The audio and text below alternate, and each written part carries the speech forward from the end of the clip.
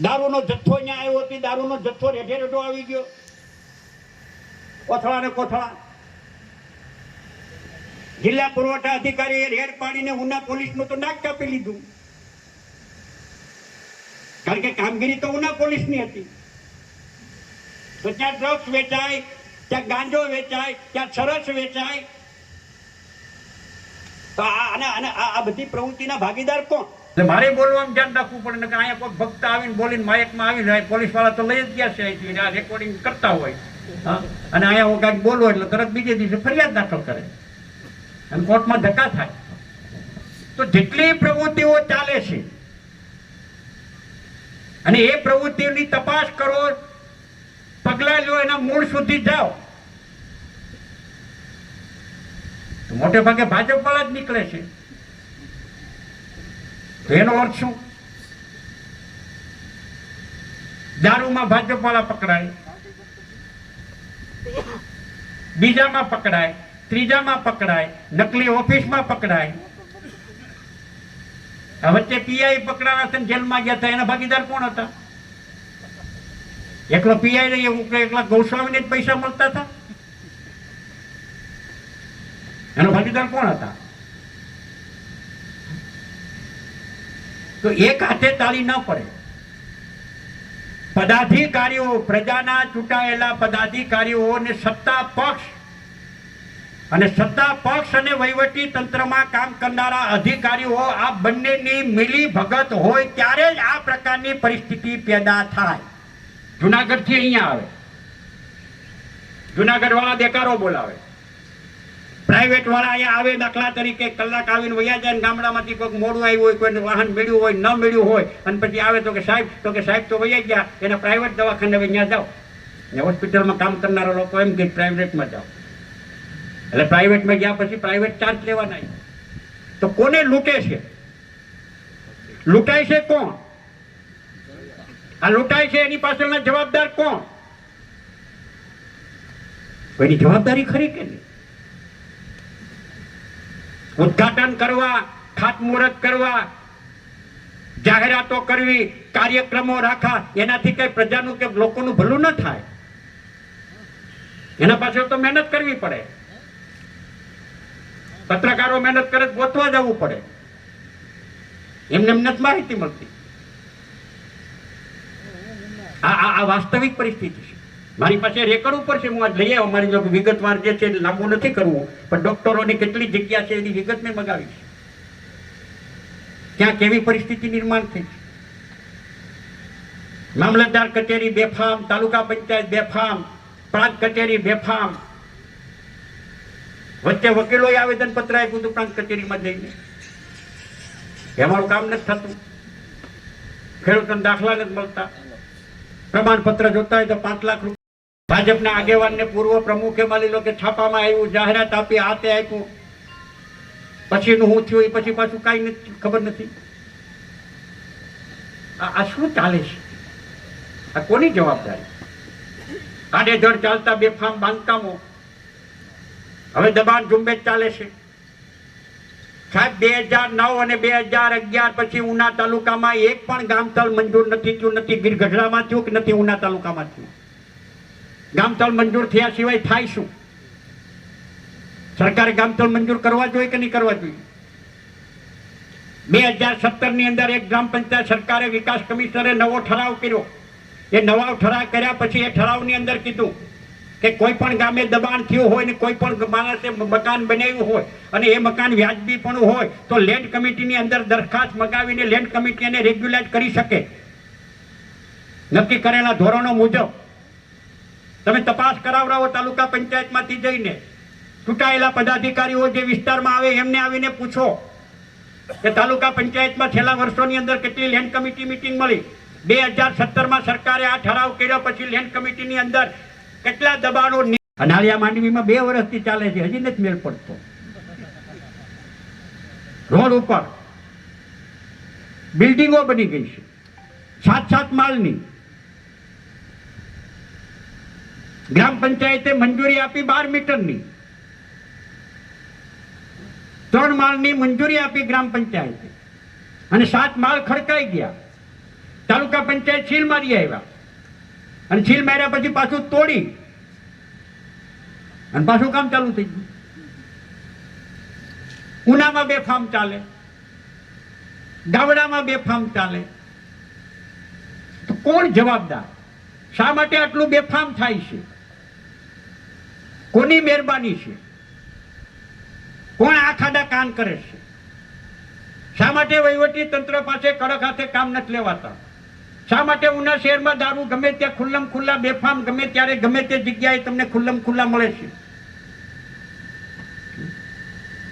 કોઈ અંકુશ ખરો કે નહીં? પોલીસ કામ ના કરે તેની પાસેથી કામ લેવાની જવાબદારી કોની? આ તમામ પ્રકારના પ્રશ્નો છે ને તમામ પ્રકારના પ્રશ્નો છે. ત્યારે આવનારા દિવસોની અંદર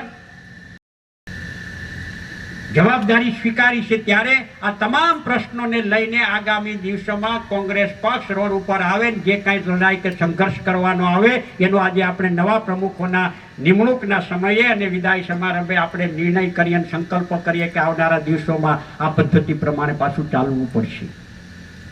લોકોના પ્રશ્નો માટે બધાને બધી ખબર છે.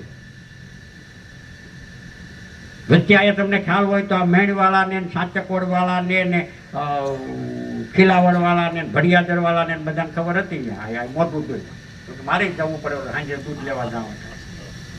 નગરપાલિકા કલેક્ટરે કાગળ લખ્યો, બીજે દિવસે સાફ થઈ ગયું. ઉના પણ માની લો કે આ છે. ઉનાના રોડ તમને ક્યાં ખવારમાં દેખાય, પણ અંદર જાવ તો અંદર તો ગંદકીઓ દેખાય છે. તો ગામડામાં પણ તે પરિસ્થિતિ એક છે.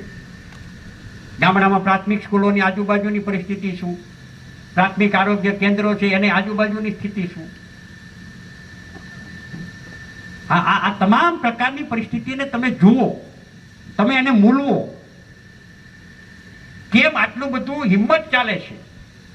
ખોટું કઈને કરવું હોય તો ખોટું કઈ રીતે થાય? દાખલા તરીકે ગીર ગઢડા ગૌચરની અંદર દુકાનો બનાવી, દુકાનો બનાવી નાખ્યા, પછી દુકાનો પછી વેચી અને પછી ગૌચરમાં નીકળ્યું, પછી આવ્યું, પછી હાઈકોર્ટ છું, હાઈકોર્ટમાંથી આવ્યું, કલેક્ટરે પાડી નાખ્યું. હવે જેને હાથ ને 8 લાખમાં દુકાનો લીધી એનું શું?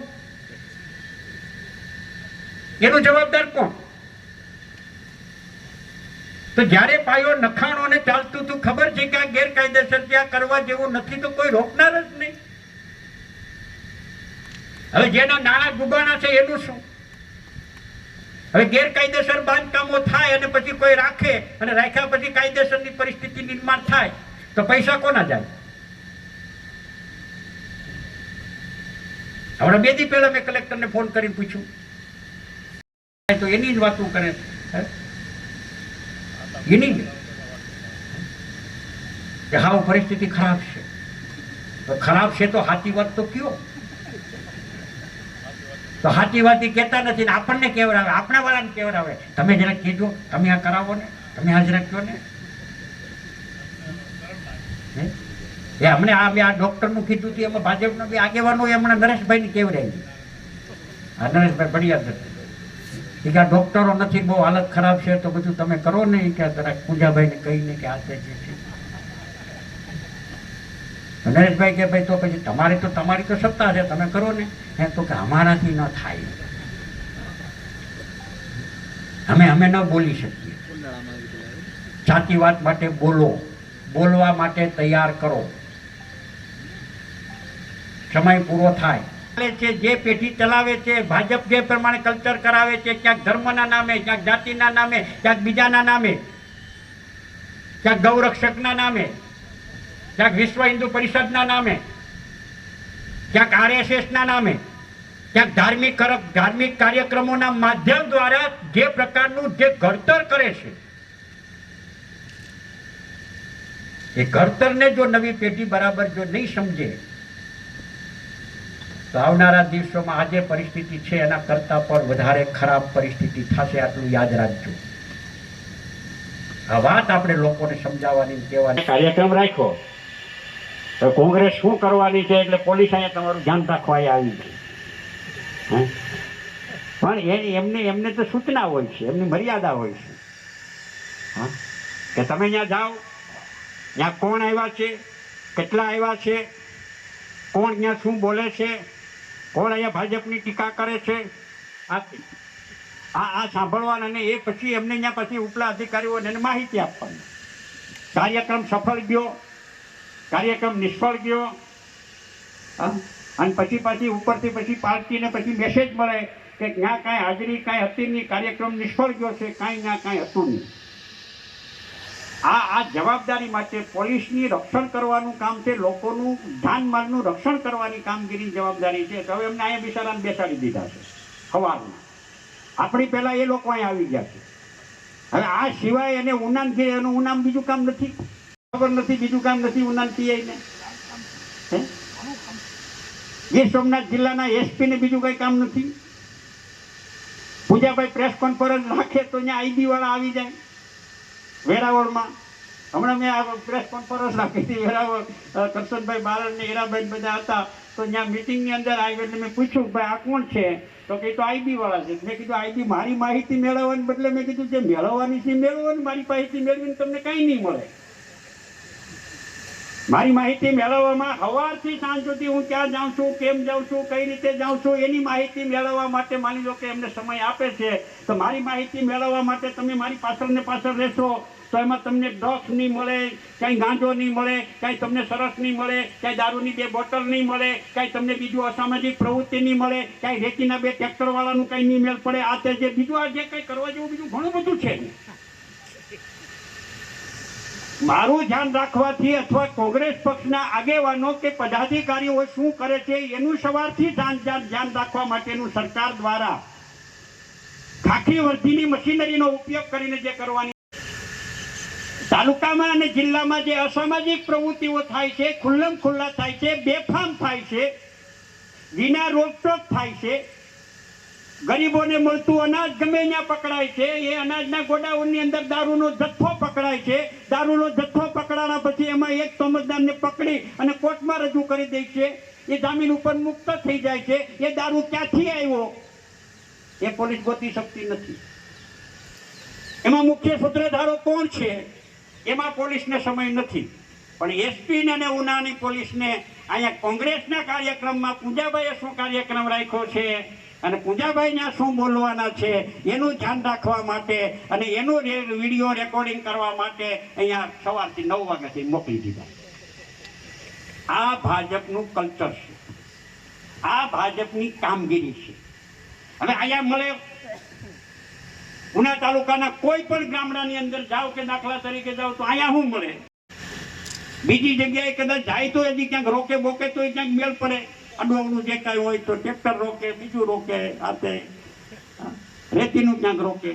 જોકે હપ્તા પદ્ધતિ તો ગોઠવાયેલી છે એટલે મહિને મળતું જ હોય છે, એમાં કંઈ બહુ વાંધો નથી કે જે કંઈ ગોઠવાયેલું હોય છે. આ વાસ્તવિકતા છે. માણેકપરની અંદર 4 કે 4.5 લાખ રૂપિયા છે સાયબર ક્રાઇમની અંદર થયું. છાપામાં આવ્યું છે કે 12થી આવ્યા, જમાઈ આવ્યા, ફલાણા આવ્યા, ઢીકણા આવ્યા, પૂછડા આવ્યા. એમને એમ થાય તાળી એક હાથે પડે ખરી? આ બધું બેફામ અને ખુલ્લમ ખુલ્લા થાય છે. એનું કારણ શું છે? કોણ ભાગીદાર છે? આ અસામાજિક પ્રવૃત્તિઓ ચાલે છે, બેફામ ચાલે છે. ઉના તાલુકામાં ગરીબોને મળતું અનાજ એ બારોબાર વેચાય છે. તો એ સૂત્રધારો કોણ છે? એ કોણ કરાવડાવે છે? દારૂના ભઠ્ઠા બેફામ ચાલે છે, એ કોણ કરે છે? કોણ કરાવડાવે છે? સરકારી ગોડાઉન પાડી નાખ્યું કલેક્ટરે. એ ગોડાઉન બનાવ્યું કોણે? કોના નામે વીજળી કનેક્શન લીધું, વીજ કનેક્શન લીધું? દારૂનો જથ્થો અહીંયા આવ્યો હતો, દારૂનો જથ્થો રેઢે રેઢો આવી ગયો, કોથળા ને કોથળા. જિલ્લા પુરવઠા અધિકારીએ રેડ પાડીને ઉના પોલીસનું તો નાક કાપી લીધું, કારણ કે કામગીરી તો ઉના પોલીસની હતી. તો ત્યાં ડ્રગ્સ વેચાય, ત્યાં ગાંજો વેચાય, ત્યાં સરસ વેચાય, તો આ બધી પ્રવૃત્તિના ભાગીદાર કોણ? ક્યાં મોકલવાનો હતો, કોણ લઈ આવ્યું હતું, કોના વાહનમાં આવ્યો? પોલીસ પાસે બાતમીદારો હોય, પોલીસને પાસે બાતમીદારો બધી માહિતી મળી જાય. યો મેં કીધું મારી માહિતી બધી મળી જાય, મારા કુટુંબની માહિતી મળી જાય. મારો દીકરો સવારે ક્યાંથી નીકળે છે, ક્યાં જાય છે, અને સાંજે ક્યારે ઘરે આવે છે, આ તે જે છે એની માહિતી પણ પોલીસ રાખે છે ઉનાની. આ તમારી જાણ માટે હું ખુલ્લી વાત કરું છું. મારો એક દીકરો તો અહીંયા છે ને એક દીકરો બહાર સર્વિસ કરે છે. છતાં આ બધી બાબતોનું ધ્યાન પોલીસ રાખે છે. હું ધારાસભ્ય નથી, છતાં ધારાસભ્ય હતો ત્યારે તો રાખતા હતા. એટલે મેં હમણાં એક અધિકારીને પણ કીધું, જવાબદાર અધિકારીને પણ મેં કીધું હવે મારું ધ્યાન રાખીને હું કરું, તમારે જ્યાં ધ્યાન રાખવા જેવું છે ત્યાં રાખો ને. તો જ્યાં ના એવું તો ત્યાં ન હોય, ત્યાં પછી તમને બધું કહેવાય નહીં કે આ એમાં તો બધું અમારું ગોઠવાયેલું હોય, અમારો ધંધો છે ને, અમારે આવક છે અને એમાં ધ્યાન રાખીએ તો અમારી આવક બંધ થઈ જાય. તમારી પાસે તો કાંઈ મળે નહીં અમને. સવાલ આ સમજવાનો છે.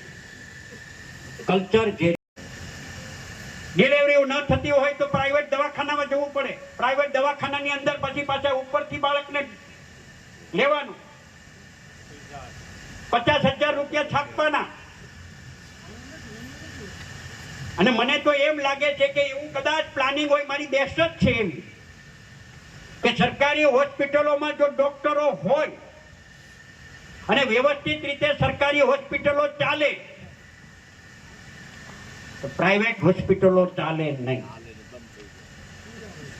એટલે પ્રાઇવેટ હોસ્પિટલો ચાલે એના માટે સરકારી હોસ્પિટલો બરાબર ચાલવી જોઈએ નહીં. એવું કદાચ પ્લાનિંગ પૂર્વક ચાલતું હોય એવું મને પોતાને પણ લાગી રહ્યું છે આવનારા અત્યારે હાલની પરિસ્થિતિ પ્રમાણે.